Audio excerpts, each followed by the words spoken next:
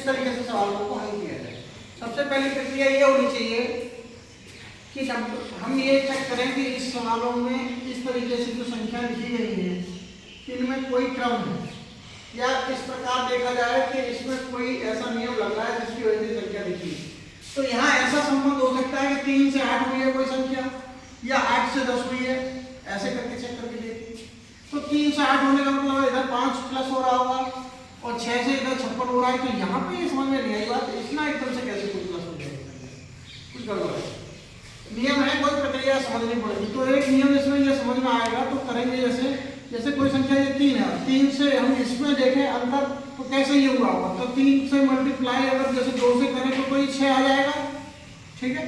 ठीक इसी प्रकार 8 है तो 8 में गुणा किससे कर दें, 7 से गुणा कर दें, यानी एक पद छोटी संख्या से गुणा कर दें। तो 8 6 से 7 में कहेंगे तो 8 7 कितना आ रहा है, 56 आ रहा है। 10 है तो देखो 10 से एक छोटी संख्या पीछे की क्या होगी, क्या होगी, 9 होगी, ठीक है। तो 9 से गुणा करेंगे तो 90 आ रहा है। 6 की जगह पे 8 होगा।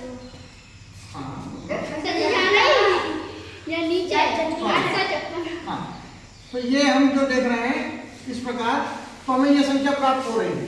अब आप खुद सोच के देखो 2 से ये 2 हो रही है, यही लिखा था सवाल में, 2 से 2 हो रही है।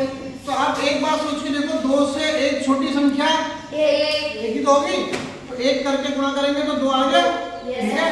अब आप एक दिमाग को सोचने वाली बात है, यहाँ कोई प्रश्न लगा है तो यहाँ कोई अंक होगा, मान लेते हैं वो x है, और ये 20 बनने में कैसे 20 बन सकता है। इसका मतलब ये हो रहा था कि हमेशा एक संख्या छोटी पीछे की दी जाती थी। यहाँ 10 है तो हमने 10 में 9 से गुणा किया था, यहाँ 8 है 8 में हमने 7 से गुणा किया था तब 56 आया, 3 में एक छोटी संख्या 2 से गुणा किया तब 6 आया। तो इसका मतलब यहाँ संख्या कितनी रही होगी, तो यहाँ पे देखिए 5 अगर रही होगी है तो गुणा हम किससे करें, 5 से भाग देख के देखेंगे किसमें, 20 में। तो 5 से भाग जब 20 में देंगे क्योंकि 20 तो हमें प्राप्त है ना, तो 5 से भाग देंगे तो ये कितनी बार गया, 4। तो इसका मतलब यहाँ पे क्या रहा होगा, 4, पक्की बात है। अब जैसे यहाँ 1 से 0 कैसे हुआ, मैंने अभी कहा था 1 है, कोई संख्या 1 है तो उससे एक अंक छोटी, तो इसका मतलब इसमें से एक अंक छोटी करेंगे तो माइनस में संख्या जाएगी फिर, इसका 1 करेंगे तो कितना होगा, 0, और 0 का आपस में 1 0 से गुणा करेंगे तो 0 का गुणा 0।